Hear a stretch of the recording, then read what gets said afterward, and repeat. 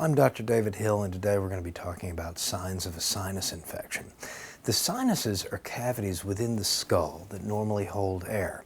Adults have one set here, right behind these bones, one set right behind these bones, and two sets that are deeper inside the head.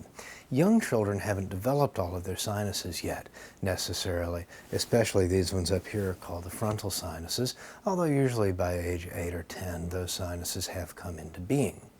Now, anytime you get a cold, you're likely to have a viral infection of the sinuses. That's something we really don't have any medicine to fix, but the good news is it goes away on its own. That viral rhinosinusitis, that's our fancy word for a cold, usually lasts from 7 to 10 days, same in adults as in children. But adults and children differ in terms of how you determine whether there's a bacterial infection.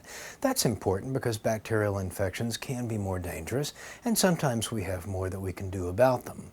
A good cue for adults and children is a fever that's going on more than 3 days. When you get a viral cold, the fever is expected to last 3 days, but if you get out to 4 days or 5 days, especially if the fever is getting above 102, the chances that you have a bacterial infection of the sinuses go way up. Another clue is a cold that just seems to be lasting too long.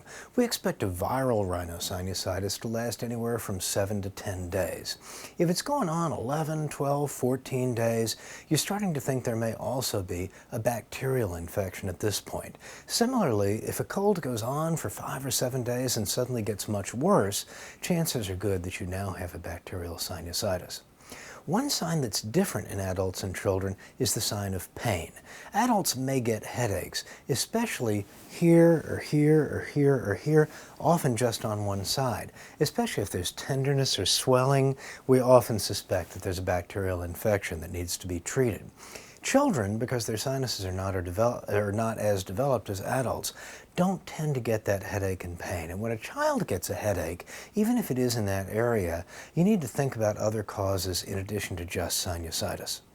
I'm Dr. David Hill talking about ways to know you have a bacterial rhinosinusitis.